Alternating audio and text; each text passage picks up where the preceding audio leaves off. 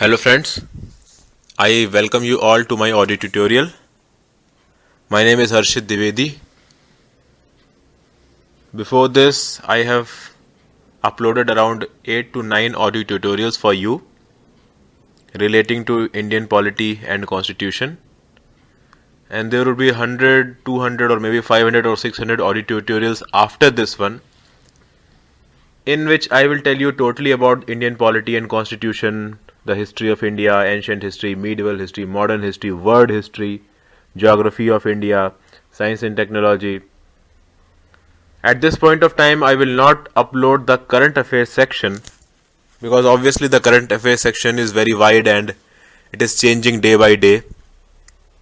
So through my audio tutorials, I will cover the general studies syllabus of almost all competitive examinations which are of lower level than IAS and PCS examination.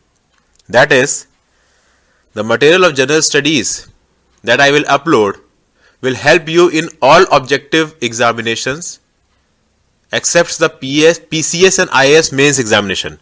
Even by reading this material or by consulting this material, you can get yourself prepared for IAS pre-examination. In fact, by reading this material only, I have cleared the IAS pre-examination myself. Obviously, I was not able to clear the IAS mains examination. Maybe in my future attempts, I would be able to clear the IAS mains examination. So, this material will be totally helpful to you from the perspective of IAS pre-examination, PCS pre-examinations and all other objective type examinations like SBI PO, RBI, Grade B and IBPS PO examinations, management training examinations and also staff selection commission combined graduate level examinations. Also, by hearing to these audio lectures, you will get yourself prepared for interviews because nowadays it has become a common fashion and trend that in the interviews also questions related to our polity and history and general studies are asked.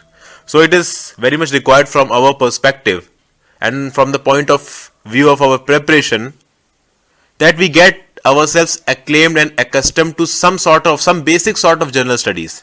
So here I am uploading the contents in detail.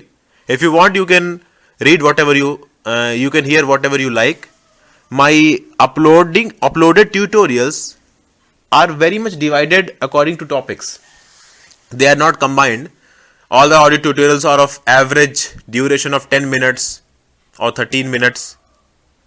And it is also not very boring for you. Hearing to these audio tutorials will not make you bored.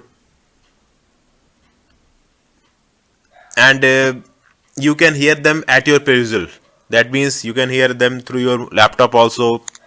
You can hear them through your smartphone also if you have a normal 2G or 3G connection.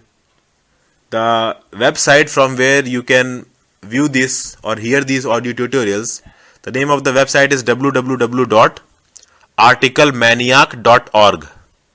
I repeat, I will spell it www.articlemaniac.org. articlemaniac.org. So when you will visit this website, articlemaniac.org, in the top bar you will see an option, General Studies. As soon as you will click on that option, General Studies, a page will open where all the topics will be listed. And at the right side of those topics, a play button will be displayed. As soon as you will push that button, the audio tutorial will start to play. So it's a very easy thing. You have to just log on to the website and hear those. And these audio tutorials are totally free and you don't have to pay anything for them. It's just a gesture that I just want to help people, so I am providing these materials to you. But one important thing is there that you cannot download these audio tutorials. If you have to listen them, you have to come to the website. There is no other way of hearing these audio tutorials, and I will not allow the download of these audio tutorials because after downloading they can be used for other purposes also. So if you want to hear these audio tutorials, you can go to the website and hear them totally free of cost. So now I will continue with the topic of my today's lecture. Today I will discuss about today's lecture of mine, audio tutorial of mine is about the Government of India Act of 1935. Now, this Government of India Act of 1935 was one of the most significant acts of the administrative and political history of India. You can say that nowadays in our constitution, a whole lot of objectives and a whole lot of principle and a whole lot of ways and methods and ideologies are in continuance of the provisions that were made through the Government of India Act of 1935. So, we know that the different provisions of our Indian constitution are borrowed from the different constitutions of the world, and many provisions of our constitution are also borrowed from the Government of India Act of 1935. So, now I will point wise tell you about various features and important characteristics of the Government of India Act of 1935.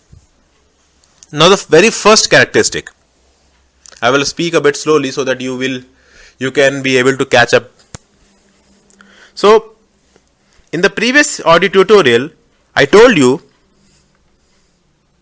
that in the Government of India Act of 1919, a dual scheme of governance was formed that was known as diarchy. D-Y-A-R-C-H-Y. So, in the Government of India Act of 1919, this system of diarchy that was known as the dual scheme of governance was launched. And it was something like that there were two sorts of subjects, list of transferred subjects, list of reserved subjects.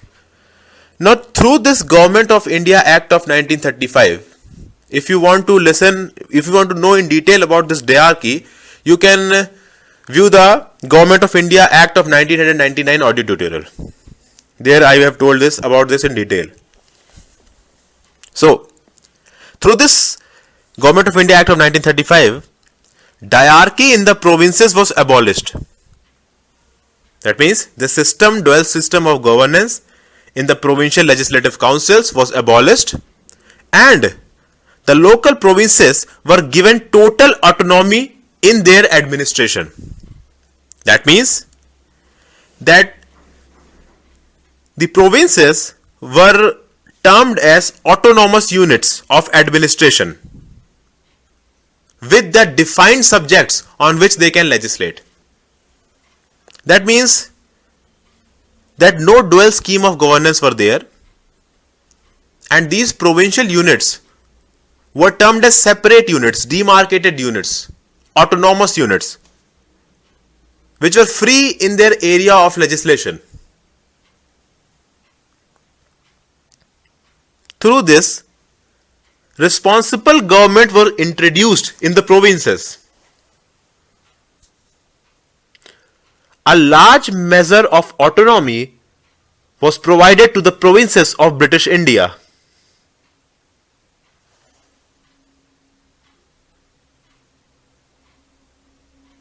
And in this system, the governor was required to act on the advice of ministers, who in turn were responsible to the provincial legislative council.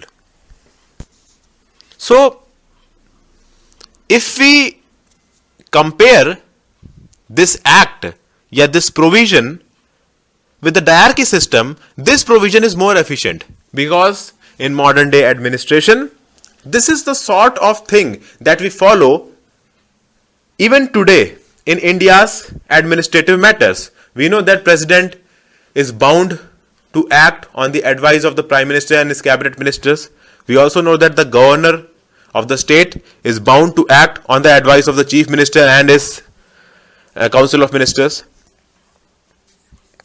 So at that time also, abolishing the diarchy, this system of provincial autonomy was introduced, in which governor used to act with the advice of the ministers responsible to the provincial legislature. Now, one thing very strange happened at that time. In spite of the efficiency of this process came into effect in 1937, but it was abrogated in 1939. In starting, It was introduced in 1937, but it was abrogated, this provision of provincial autonomous units in which the governor used to work on the advice of the Council of Ministers, who in turn were responsible to the provincial legislature. The system was discontinued, finished or repealed. So this was the first very important feature of the Government of India Act of 1935.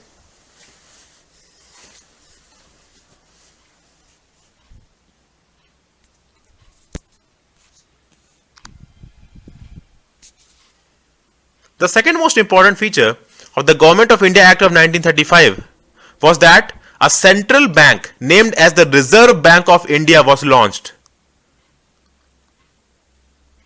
The purpose of the starting of the Reserve Bank of India was to control and regulate the financial affairs of the country and the currency and credit of the country. That means the Reserve Bank of India was entrusted with the task of controlling the currency and financial matters of the country. The third most important point of this act was a federal court was established in 1937.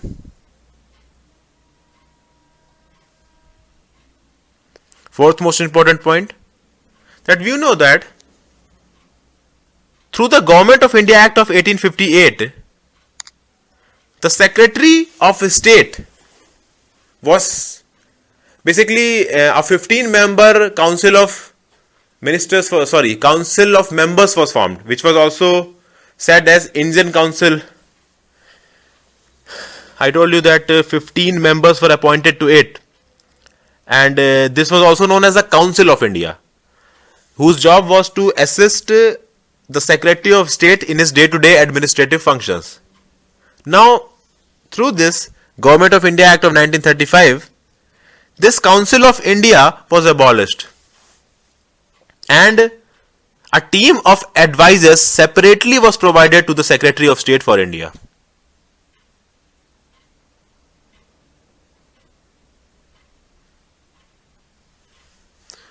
The next more important point is that in the previous act, I already told you that communalism was legalized.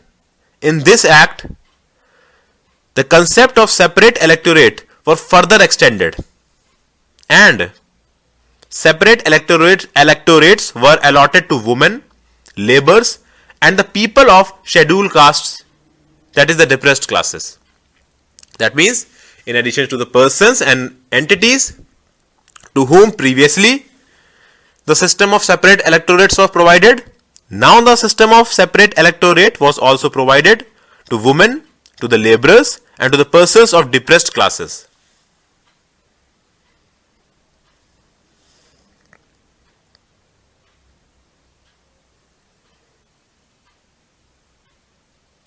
Now, one thing I would like to tell you here about the Government of India Act of 1935 was that in this a provision was made by the British government which did not come into operation at all.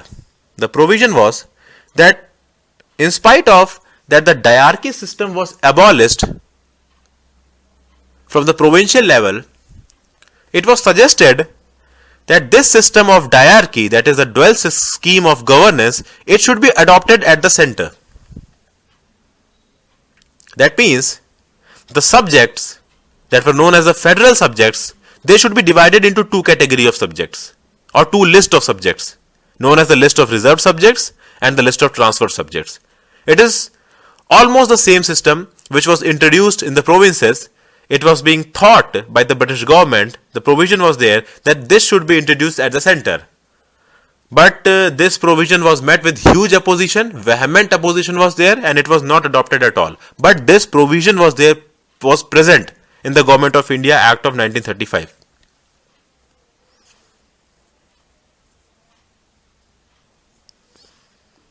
Now, the next important point was a Federal Public Service Commission was appointed. A Provincial Public Service Commission was appointed and a Joint Public Service Commission was appointed. That means Federal Public Service Commission was appointed to recruit civil servants who can administer affairs at the central level. Provincial Public Service Commission was appointed to select civil servants who can help in administration at the provincial level. And Joint Public Service Commission was formed, in which civil servants were recruited who used to help in the administration of 2 or more provinces. So I will repeat again. Three types of public service commissions were launched. The first one was Federal Public Service Commission at the central level, a Provincial Public Service Commission at the provincial level or the state level or the local level, and the Joint Public Service Commission, which was used for 2 or more provinces.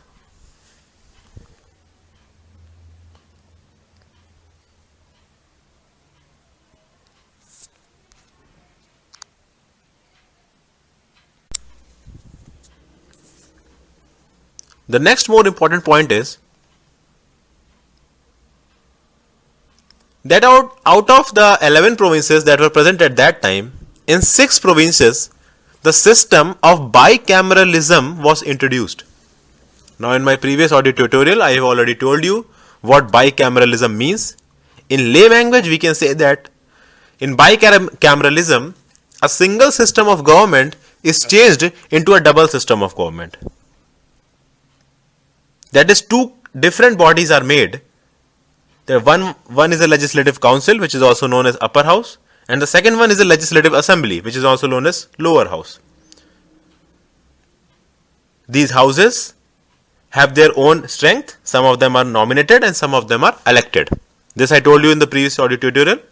Now, if you want to understand bicameralism in deep, I have to upload a different audio tutorial for this because it is a very huge topic, bicameralism. However, I will upload it after some time. In the meantime, if you want to understand the meaning of bicameralism in the layman, I have already told you what bicameralism means. That is replacing a single system of government with a double system of government. Double system of government means 2 bodies with elected and nominated members who can legislate on various subjects, and the assent of both is required to pass a bill or law. So, the important characteristic was that out of the 11 provinces, 6 bicameralism was introduced. That means in 6 provinces, bicameralism was introduced. Those 6 provinces were Bombay, Madras, United Province, that today is known as Uttar Pradesh, Bihar, Assam, and Bengal. I will repeat: 6 provinces, Bombay, first one, second one Madras, third one United Provinces, that is the today Uttar Pradesh, fourth one Bihar, fifth one Assam, and sixth one Bengal. So these were the 6 provinces in which bicameralism was introduced, that is, a legislative council known as upper house and a legislative assembly known as lower house were formed. However, on their functioning, a lot of, we can say, conditions were superimposed. That is, their areas of powers were defined and there were many subjects mentioned on which they cannot legislate. A whole lot of restrictions and impositions were placed on them. So they were not totally autonomous in their approach. So this was one more important feature of this Government of India Act of 1935. Now the last and one of the most important feature of the Government of India Act of 1935 was that it tried to establish a federation of India to be made up of both British India and some or all of the princely states. That means it was suggested that an all India federation consisting of the provinces, the princely states and the British India is to be formed. And in this, the provinces, the princely states and the British India will act as units. And the legislative power, that is the power to make law, were divided between the centers and those provincial units.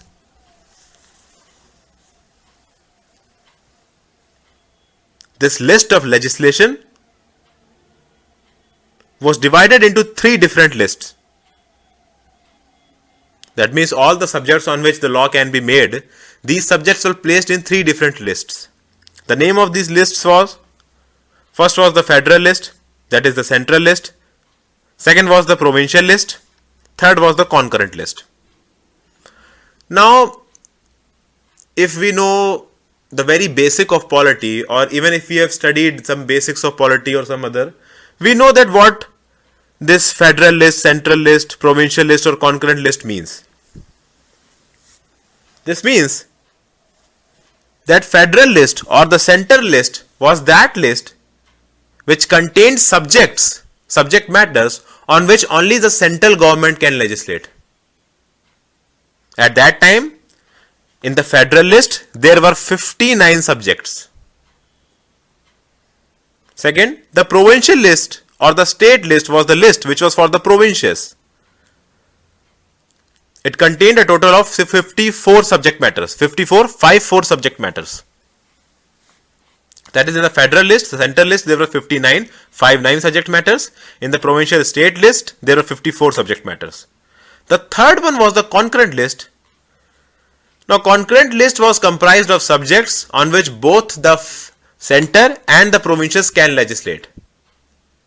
That means on these 36 subjects, both the provincial legislative council and the central legislative council had the power to make decisions. Now, if in some different case, such a subject arises which is not mentioned in any of the list, then we term it as residuary list, residuary subjects, RESIDUARY, residuary subjects. This means that the residuary list contains residuary subjects. Residuary subjects are those subjects which are not mentioned in any of the lists. So, in detail, if you want to know about the residuary subjects, what this residuary subject means, I would like to quote the example of the current disaster in Uttarakhand. Now, we know that a disaster happened in Uttarakhand recently. A huge cyclone was there and a lot of water and huge destruction was there. It was in newspapers and all over the media. We all know about it. It was a very terrible and sad event. Thousands of people lost their lives in it.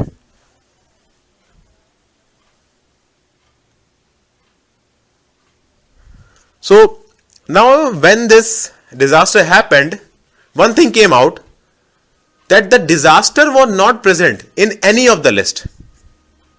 I just quoted the example of Uttarakhand as an example. Many disasters have happened previously in India. So when this disaster came out, a natural calamity came out, which was not in the hands of the state, this subject came to be known as a residuary subject. And it automatically came under the control of the central list. That is, at that time also, the power to legislate on residuary subjects was vested in the center, that is the federation, at the central level. So at that time, with this idea of the establishment of All India Federation, 3 lists were formed and it tried to engage the provincial areas as units, but such a sort of system never came into existence. It was just a provision which never came into operation or existence because the provinces didn't join it as units. So it was just on papers, it was never implemented. So here in detail I have told you about each and every aspect, each and every important aspect of the Government of India Act of 1935. It was a very huge act and it is not important from any exam's point of view, including the IAS pre-examination. There was a very huge document and around 395 subject matters were there. So it is just not necessary so that this much huge discussion is needed to be done here. So right now I am wrapping up my lecture of Government of India Act of 1935 because all of the important points of this Act of Government of India Act of 1935 I have already told you. So I hope you like this lecture. The Government of India Act of 1935, all these points if you have in your mind, no question will be out of these areas. And after listening to the subject matter of this act, now you would be very much sure in your mind that many provisions of these acts are right now in use in our day-to-day administration in India. So friends, thank you for listening to the audio tutorial. In next audio tutorial, I will tell you about the Indian Independence Act of 1947. Thank you and have a good day.